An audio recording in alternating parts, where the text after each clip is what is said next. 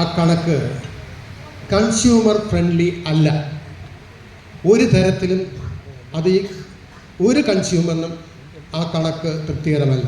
കാരണം ലഭ്യമായ ഇതുവരെ ഇവിടെ കേട്ട മറ്റ് വേദികളിൽ കോഴിക്കോട് മുതൽ തിരുവനന്തപുരം വരെയുള്ള ചർച്ചകളിൽ നടന്ന വിവരം ഞാൻ ശേഖരിച്ചു വെച്ചതിൻ്റെ അടിസ്ഥാനത്തിൽ പറയുകയാണ്. ഈ ലഭ്യമായ ഒരു ഡേറ്റയും ഈ കണക്കുമായി പൊരുത്തപ്പെട്ടു പോകുന്നതല്ല, ഒന്നാമത്തെ കാര്യം. രണ്ടാമത്തെ കാര്യം, ഈ കുറഞ്ഞ നിരക്കിൽ വൈദ്യുതി കേരളത്തിന് പുറത്തു നിന്ന് കിട്ടുമെന്നിരിക്കെ ആ നിരക്കനുസരിച്ചുള്ള വൈദ്യുതി മറ്റ് സംസ്ഥാനങ്ങളിൽ കൊടുക്കുന്ന അതേ നിരക്കിൽ നമുക്ക് കൊടുക്കാൻ സാധിക്കും. എന്തുകൊണ്ടാണ് നമുക്ക് മാത്രം അത് ചിലവ് കൂടുന്നത്? കേരളത്തിലെത്തുമ്പോൾ മാത്രം അന്ന് എങ്ങനെയാണ് ചിലവ് കൂടുന്നത്?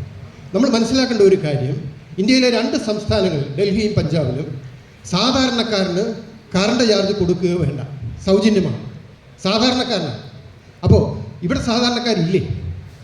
അപ്പോൾ ഇത് നമ്മൾ മനസ്സിലാക്കേണ്ട ഒരു കാര്യം, ഇത് ഈ നിങ്ങൾക്ക് മാത്രമല്ല നഷ്ടം, KCBക്ക് മാത്രമല്ല നഷ്ടം. സർക്കാർ ഏതാണ്ട് 27,000 കോടി രൂപയുടെ നഷ്ടം പറയുന്നു, അവരത് പിൻവലിക്കുന്നു.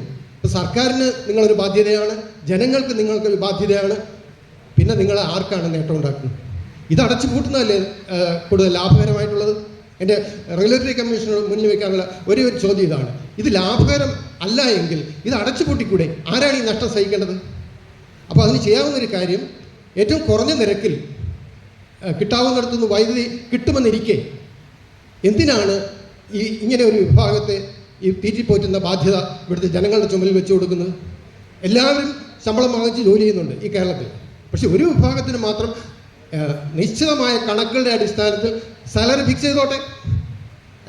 ഇലക്ട്രിസിറ്റി ബോർഡ് ജീവനക്കാർക്ക് ഗവൺമെൻറ് ഉദ്യോഗസ്ഥരുടെ ശമ്പളവുമായിട്ട് എന്ത് പൊരുത്തമാണുള്ളത്? അത് ജനങ്ങൾക്ക് ചോദിക്കാനുള്ള അവകാശമില്ലേ? ഇതെല്ലാം ജനങ്ങളുടെ പൈസയല്ലേ? അപ്പോൾ അർഹതപ്പെട്ട ശമ്പളം അവർക്ക് കൊടുക്കണം, പെൻഷനും കൊടുക്കണം. അതിൽ ഒരു പൈസ പോലും കൂടാൻ പാടില്ല. അതിൽ ഞങ്ങൾ ജാഗരൂകരായി ശ്രദ്ധിക്കും എന്നുള്ളതിൻ്റെ തെളിവാണ് ഈ ജനമുന്നേറ്റമെന്ന് നിങ്ങൾ തിരിച്ചറിയുക.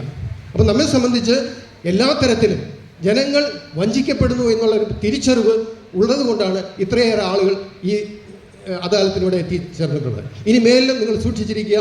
ഇതിനകത്ത് ഞങ്ങൾ വൈദ്യുതി ബോർഡിനെ കുറ്റപ്പെടുത്തുന്നതിനേക്കാൾ കൂടുതൽ റെഗുലേറ്ററി ബോർഡിനെയാണ് ഞങ്ങൾ കുറ്റപ്പെടുത്താൻ താല്പര്യപ്പെടുന്നത്. കാരണം ഇത് ജനങ്ങൾക്ക് വേണ്ടി നിൽക്കേണ്ടത് നിങ്ങളാണ്. ഇത് ഈ കണക്കുകളെല്ലാം ഇൻഡിപെൻഡൻ്റ് ഓഡിറ്റ് നടന്നിട്ടുണ്ടോ എന്നാണ് ഞങ്ങൾക്ക് അറിയേണ്ടത്. ഈ KCB സമർപ്പിച്ച കണക്കുകൾ റെഗുലേറ്ററി ബോർഡിൻ്റെ അതോറിറ്റേറ്റീവായിട്ടുള്ള ഒരു ഇൻഡിപെൻഡൻറ്റ് ഓഡിറ്റ് നടത്തിയതിന് ശേഷം മാത്രമേ ഇത് സ്വീകരിക്കാവുന്നതാണെങ്കിൽ സ്വീകരിക്കുക, അല്ലെങ്കിൽ തള്ളിക്കളയുക. ഈ കണക്കുകളൊന്നും തന്നെ സാധാരണക്കാരന് മനസ്സിലാകുന്നതല്ല. പിന്നെ എന്തടിസ്ഥാനത്തിലാണ് ഞങ്ങളിവിടെ കാര്യങ്ങൾ അവതരിപ്പിക്കേണ്ടത്? അപ്പോൾ തീർച്ചയായും മനുഷ്യരെ കേൾക്കാൻ മാത്രം മനസ്സ് കാണിച്ചാൽ പോരാ, ഇതിൻ്റെ പിറകിലുള്ള അന്യായങ്ങൾ എന്തൊക്കെയാണ് എന്നുള്ളത് സോർട്ട് ഔട്ട് ചെയ്യാനുള്ള ഉത്തരവാദിത്വം നിങ്ങളുടെ ചുമൽ വെച്ചുകൊണ്ട് ഞാൻ എൻ്റെ വാക്കുകൾ നിർത്തുന്നു. നന്ദി.